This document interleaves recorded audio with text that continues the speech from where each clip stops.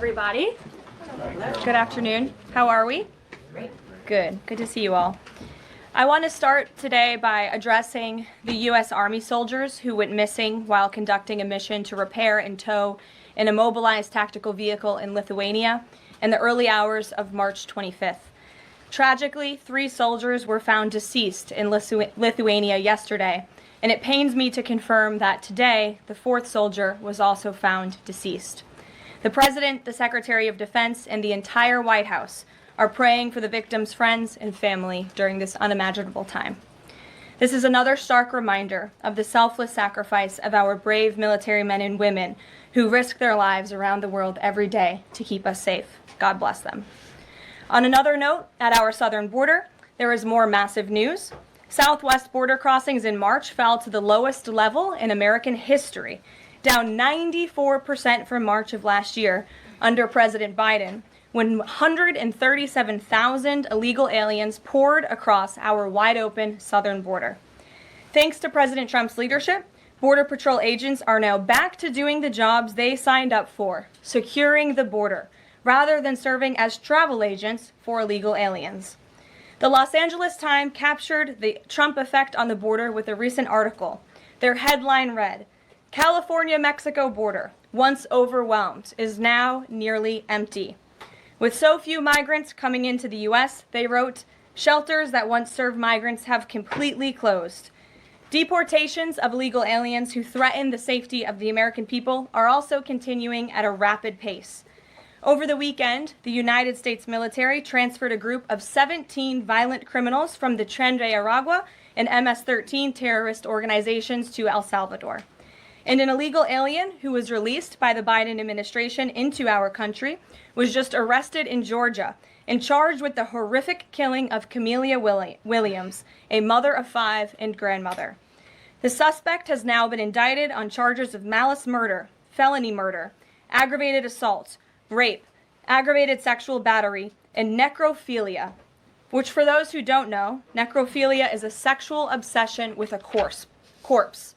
This suspect was ordered to be removed in July 2023, but the Biden administration allowed him to stay.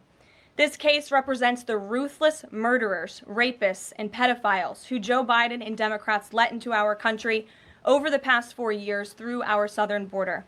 They should have never been here in the first place. Keep this in mind the next time you see Democrats protesting future illegal alien removals from our country. President Trump is focused on fulfilling his greatest obligation, to keep the American people safe and to defend our country from violent invaders. Looking ahead to tomorrow, April 2nd, 2025, will go down as one of the most important days in modern American history. Our country has been one of the most open economies in the world, and we have the consumer base hands down, the best consumer base. But too many foreign countries have their markets closed to our exports.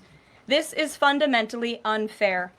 The lack of reciprocity contributes to our large and persistent annual trade deficit that's gutted our industries and hollowed out key workforces. But those days of America, beginning tomorrow, being ripped off are over. American workers and businesses will be put first under President Trump, just as he promised on the campaign trail.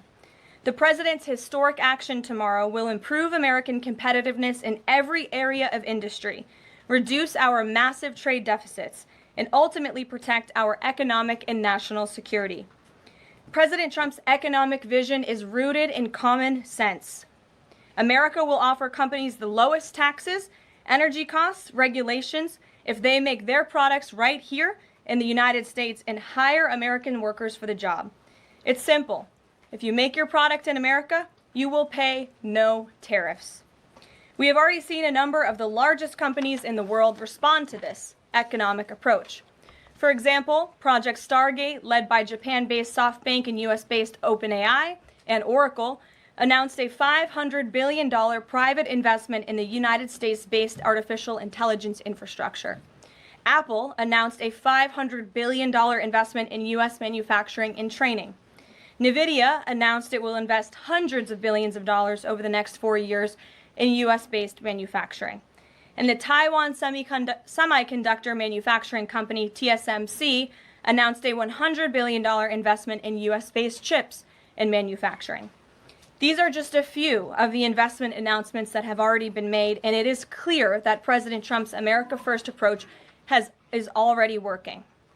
In our new media seat today is Mark Halperin, the co-founder and editor-in-chief of Two-Way, a new live video platform that builds communities around interactive conversations with leaders and content creators from every subject area. Mark and his colleagues welcome all voices into discussions that are spirited but respectful. They have over 37.5 million video views, over 3.6 million watch time hours since the platform began just last year. This is new media in its truest sense, allowing the people to ask questions, make comments, and be an active part of engagement on the most important issues facing the country and our world. With that, Mark, please kick us off, and welcome to the briefing room. Thank you, Caroline. Appreciate it. I'll ask you a question about tariffs and then one from one members of our community about education. It's perceived by some that companies or countries, if they change their policies either before tomorrow or after tomorrow, can have the president alter what he's planning for that country or that sector. Is that a possibility? And if so, what factors the president consider in making those changes? Well, the ultimate change for these companies and these countries, Mark, will happen when they decide to do business in the United States of America. And as I just laid out, they will face no tariffs at all if these companies choose to invest here in the United States and to move their production and their manufacturing here to the United States as well. As for tomorrow, the president will be addressing the decades of unfair trade practices that have ripped our country off and American workers off. It has hollowed out our middle class. It has destroyed our heartland, and the president is focused on reshifting our global economy to ensure that America is once again the manufacturing superpower of the world. So if they do something today or later in the week that's a pledge for future activity, would that be good enough potentially to alter the policy? Again, the president has been looking at the very unfair trade practices of the past. Certainly, the president is always up to take a phone call, always up for a good negotiation, but he is very much focused on fixing the wrongs of the past and ensuring that American workers have a fair shake. So if someone calls after tomorrow and says, hey, I'm ready to make a change, he'd be open to that? The president is always open to taking calls. Okay. A question from one of our community members. Katie Reeves is a school teacher in Wisconsin. She's taught K through 8 in public, independent, private, and private schools. And here's what she wanted me to ask you. She says, I see the elimination of the Department of Education as an excellent first step in the improvement of our school system. Do you see any further role the federal government can take beyond this, possibly in promoting the expansion of voucher programs or reducing the influence the teachers' unions hold over our schools? Well, first of all, I want to thank Katie for her service to our country and our nation's children. Being a teacher is the most noble profession that we believe one can have. And the president said in his remarks when he signed the executive order to dismantle the Department of Education that he loves our teachers. And in part, this order is to empower our teachers to have greater decision making in the classroom. Nobody knows our nation's children and our students better than our teachers who are with them every single day. As for the federal government's role, to get to the heart of Katie's question, the president has made it clear to Linda McMahon that we need to find other places within our federal government for critical programs regarding education. Pell Grants, Title IX, lawsuits, etc., civil rights lawsuits, all of that are critical functions, special needs programs, nutrition programs, but there are other places throughout the federal bureaucracy where those things can happen and work. The Department of Education has been a very bloated bureaucracy. We spent trillions of dollars on this department, and for what? Our children are worse off as far as education goes today than they were when this department originated, and that's very concerning to the president. So, the two issues she cited, are those priorities for the president? School education choice, vouchers, and diminishing the role of teachers' unions. The president is very supportive of both of those things, particularly when it comes to school choice. He has said that school choice is the civil rights issue of our time, and he wants every child, regardless of zip code, socioeconomic status, how much money their parents have, to be able to go to the school of their choosing that best suits their educational needs. And he is going to empower state and local leaders to make those decisions on behalf of our nation's children. Thanks for being here, Mark. Jeff. Just changing subjects for 1 second. The administration has expressed a complete confidence in how all the deportation flights to El Salvador were conducted. But now that the administration has conceded that there was an error of one Salvadoran national, will there be any reviews conducted? And does the president express any thoughts on the one error that was disclosed in court last night? Well, first of all, the error that you are referring to was a clerical error. It was an administrative error. The administration maintains the position that this individual who was deported to El Salvador and will not be returning to our country was a member of the brutal and vicious MS-13 gang. That is fact number one. Fact number two, we also have credible intelligence proving that this individual was involved in human trafficking. And fact number three, this individual was a member, actually a leader of the brutal MS-13 gang, which this president has designated as a foreign terrorist organization. Fact number four is that foreign terrorists do not have legal protections in the United States of America anymore. And it is within the president's executive authority and power to deport these heinous individuals from American communities. It is a promise he campaigned on. It is a promise he is keeping. And every single person in this room should be grateful for that, considering especially MS-13 is very prevalent and prominent here in the District of Columbia, in Maryland, and in Virginia. And the president, the attorney general, everyone who has been involved in these operations is focused on eradicating these criminals and terrorists from our communities. The vice president said he was a convicted member of MS-13. What evidence is there to back that up? There's a lot of evidence, and the Department of Homeland Security and ICE have that evidence, and I saw it this morning. Steve. Has the president fully made up his mind on the level of tariffs to impose tomorrow? We keep hearing about a 20% flat rate. The president said last night he has made a decision and a determination. I was with him in the Oval Office earlier, and he is going to announce that decision tomorrow. I don't want to get ahead of the president. This is obviously a very big day. He's with his trade and tariff team right now, perfecting it to make sure this is a perfect deal for the American people and the American worker, and you will all find out in about 24 hours from now. And are the car tariffs going to go into effect on April 3rd as scheduled? Correct. Yes, they will. Okay. And last thing, would you like to respond to the Chinese military drills around Taiwan? Yes, I would. As a matter of fact, the National Security Council briefed me on this morning, and they said that the president is emphasizing the importance of maintaining peace in the Taiwan Strait, encouraging the peaceful resolution of these cross-strait issues, reiterating our opposition to any unilateral attempts to change the status quo by force or coercion. That is directly from the National Security Advisor. Just for you, Steve Holland of Reuters. Monica. Thank you so much, Caroline. Elon Musk this week revealed that Doge found that the Biden administration issued over 2 million social security numbers to illegal aliens, found 20 million dead people marked as alive in the social security system. Has the White House confirmed these numbers with Elon, and is the White House looking into correcting this? I'm not sure about those specific numbers that Mr. Musk cited. I can tell you what the Social Security Administration has said themselves, according to an Inspector General's report that was conducted last year, showing there was nearly $80 billion worth of fraud in this program. We know for a fact there are individuals who should not be receiving benefits on the Social Security rolls, and this administration is focused on cleaning out the waste, fraud, and abuse in every agency, but particularly in Social Security, to make it stronger for our tax-paying, law-abiding citizens who deserve these entitlements and programs. Because you did bring up Doge, I do want to tout the incredible efforts that have been made at the Environmental Protection Agency, and Administrator Lee Zeldin is just doing a tremendous job. Just yesterday and today it will be going into effect. He announced that taxpayers will be saved $8 million in annual lease costs by moving staff out of the 323,000 square feet of space that the EPA currently occupies, which is completely unnecessary.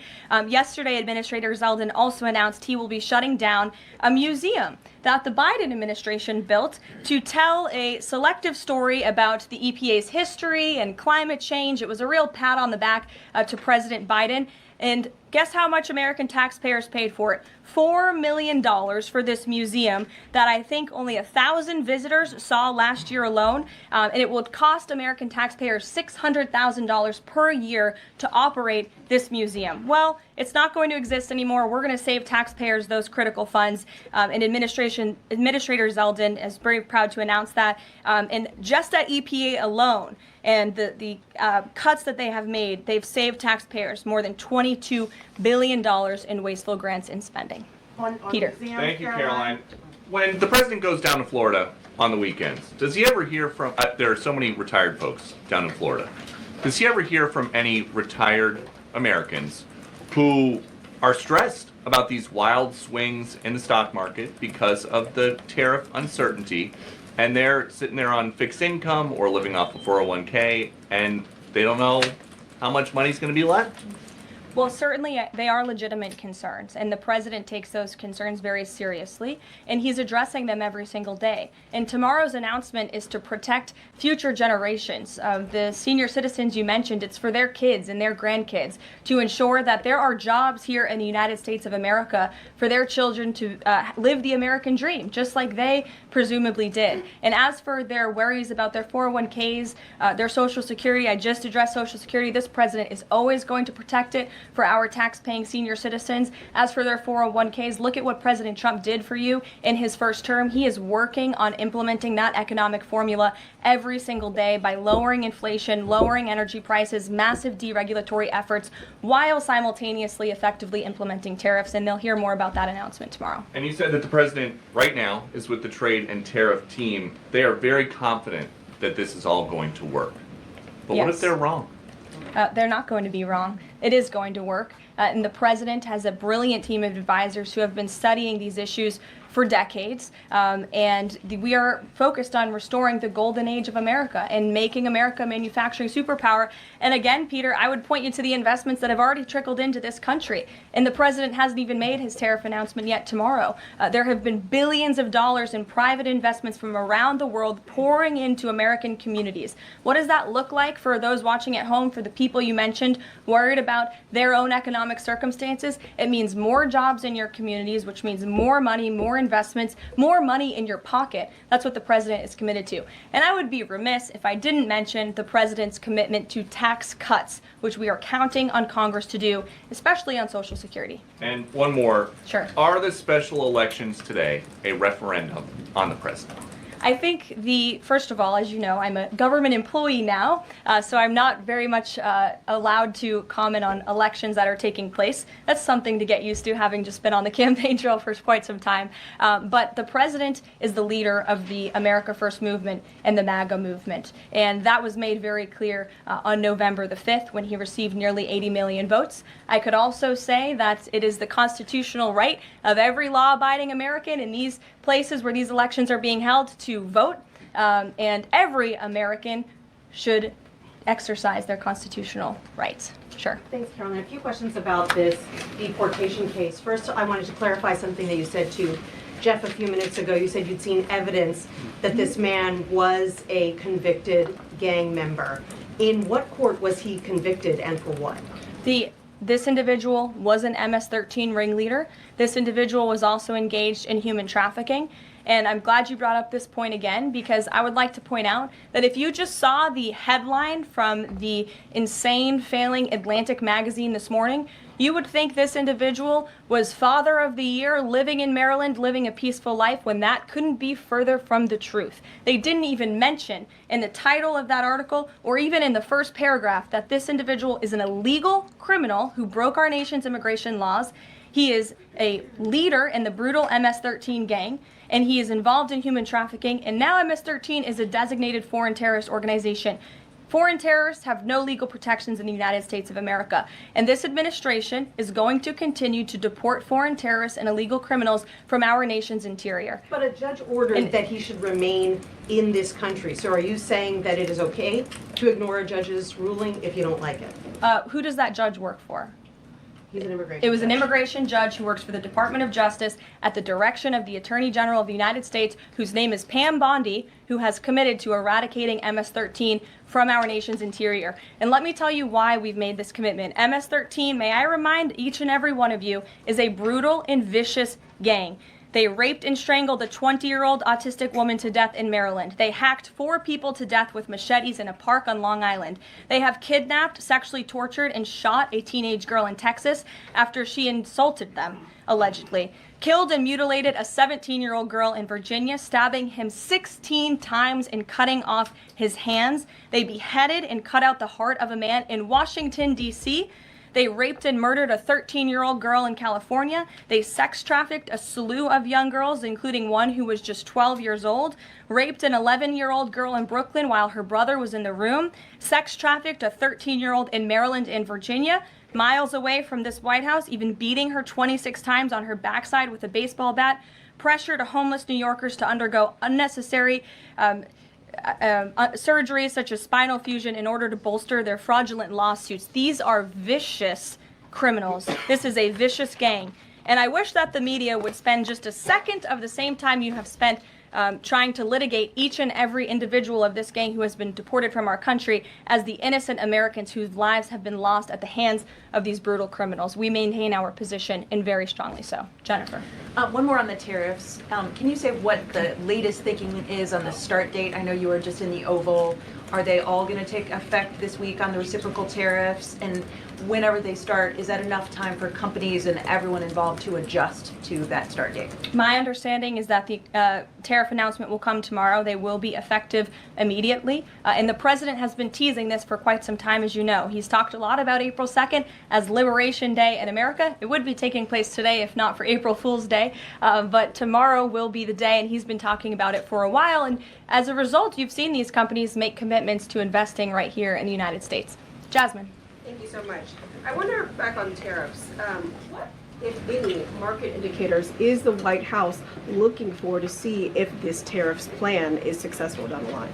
Well, look, the president has been asked and answered this question about the stock market and whether he's watching it. And I've said, and he has said, the market is a snapshot in time. Yesterday, Dow futures were up. And there's been a lot of talk about the market, and it was up yesterday. So, look, the president wants to ensure that all Americans make out well, particularly Main Street. That's the focus of these tariffs. But as I've said repeatedly, just like they were in his first term, Wall Street will be just fine. Shelby. Thanks. A bipartisan pair of senators sent a letter to the president today arguing that the recent strikes in Yemen are emboldening the Houthis and saying that Congress has not authorized war against them.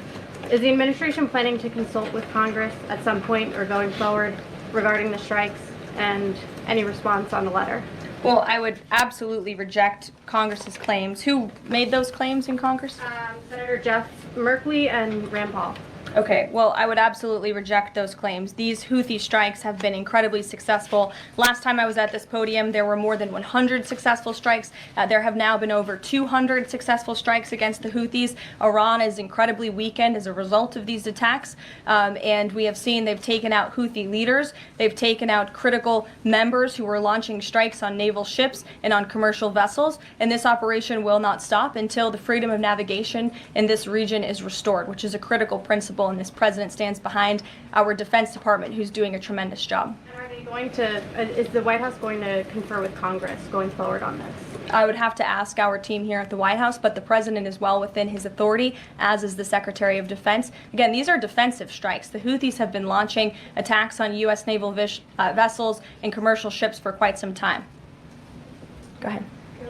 Caroline, Yeah. the pause on the Canadian and Mexican tariffs, the fentanyl tariffs, that's set to expire tomorrow. Is the president considering extending that pause? Look, I will let the president speak on the specifics of the tariffs tomorrow. But as for fentanyl, we have seen this has certainly caused a national security crisis here in the United States. Fentanyl continues to be the #1 killer of young people in this country, and the president is very much focused on that. Deanna. Thank you, Caroline. The president recently signed an executive order on making D.C. safe and beautiful. On the campaign trail, he talked about making New York great again. Does he have any plans on establishing a similar task force? Has he been pressuring Governor Hochul in any way in his conversations about New York and lowering crime? Well, he has been in correspondence with Governor Hochul quite a bit on the issue of crime, also on the issue of congestion pricing, and so many other issues that are facing New Yorkers. And he wants New York to clean up their streets just as he does here in Washington, D.C.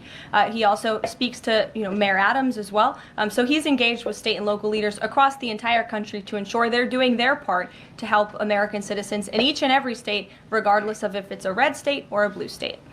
A question on Russia. Yesterday, the Russian government said that their new goal is 160,000 conscripts for the war. Has the president seen that number? And does he have any response given his recent conversations on peace talks? Well, I can tell you what the president said last night, and that is he is frustrated with leaders on both sides of this war. He wants this war to end. There are men that are dying on both sides, and it's been going on for far too long. Our team continues to be engaged with the Russians as we are with the Ukrainians, and the president continues to be very, very much engaged on this topic every single day. Caroline? Sure. Caroline, Sure. The president said over the weekend that he couldn't care less if prices went up on foreign cars because people buy more American cars. There's been consensus from a lot of economists that these tariffs could raise prices on other goods as well. Is the president comfortable with Americans on Main Street paying more because of these tariffs? The president is doing everything he can, and this entire administration is doing everything we can to bring down the cost of living in this country. An inflation mess that was fueled by the previous administration's reckless spending, overburdensome regulations that this administration is focused on slashing every single day. I just read you a statistic just from the Environmental Protective Agency alone. We're saving taxpayers money that's ultimately going to drive down inflation, and we're unleashing the might of our energy industry, which will bring down prices as well. To the heart of your question, because this is very important to the American people, you should trust what this president did for you in his first term. He effectively utilized tariffs while driving down inflation. It was a record low 1.4% when he left office, and he's focused on getting back to that. It's unfortunate the previous administration left us in this mess. Sure. Representative Anna Paulina Luna left the Freedom Caucus over their lack of support for her bill that would allow new parents to proxy vote around 12 weeks around the birth of their baby. Does the president support that bill? I'm not sure. I haven't actually talked to the president about that bill, but I certainly can and can get a take on if he supports it or not. Thank you. And one more. The D.C. Circuit ruled last week that the president can fire holdover Biden appointees of independent agencies. Will this ruling empower President Trump to dismiss more federal employees?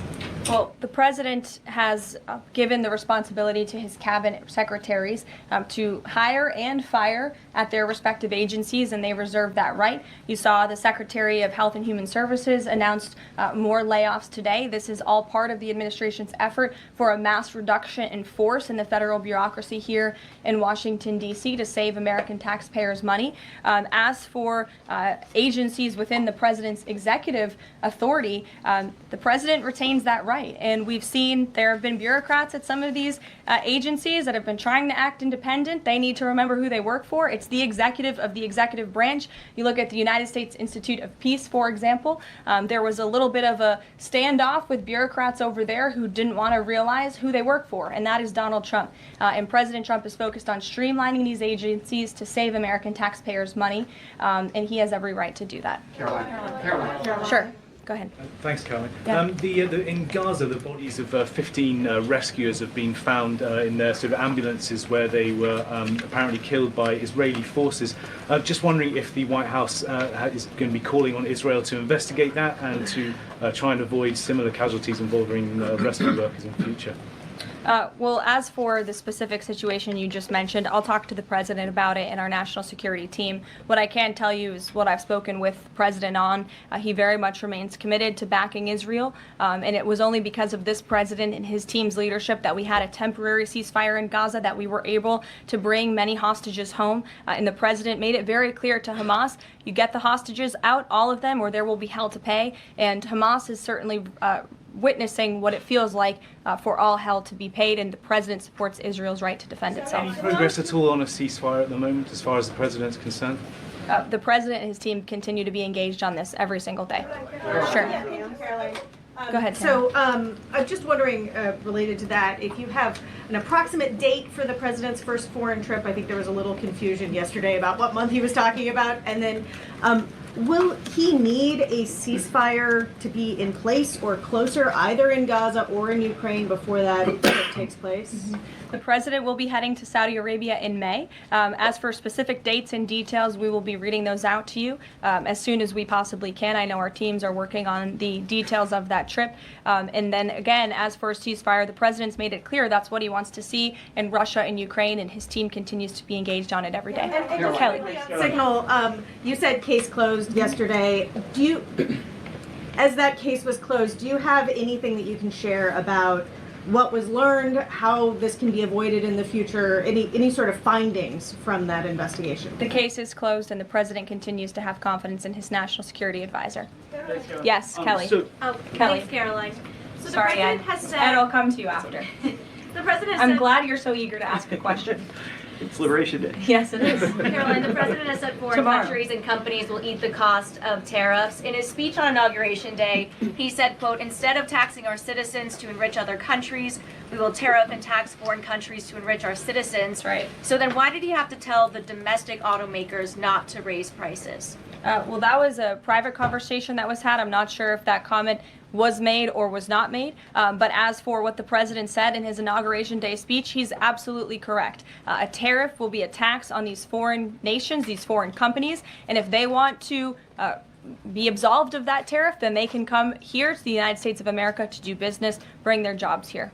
Edward, go ahead. Thank you. So Canadians have been negotiating with the Commerce Secretary over the trade, the tariffs. How many companies are mutually talking with the U.S. or countries are mutually talking with the U.S. to lower tariffs? I don't have a specific number, but I can tell you there have been quite a few countries that have called the president and have called his team in discussion about these tariffs. But again, there's one country the president cares most about, and it's the United States of America, and doing what's best for the people who elected him to this office to restore their jobs, their wealth, and their prosperity. I'm looking at the clock. I have a hard out today.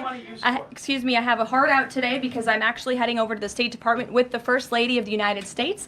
She will be delivering remarks at 1 o'clock this afternoon at the 19th International Women of Courage Award ceremony with our great Secretary of State Marco Rubio. That starts at 1. This is the 5th year Mrs. Trump is participating and standing with brave women leaders who embody American values abroad. And the First Lady in her remarks today will highlight the profound connection between the love and courage that will be shown by this year's honorees. I encourage everybody to tune in at 1 o'clock, and then we'll see you all tomorrow for Liberation Day. Thanks, guys. Thanks, Caroline.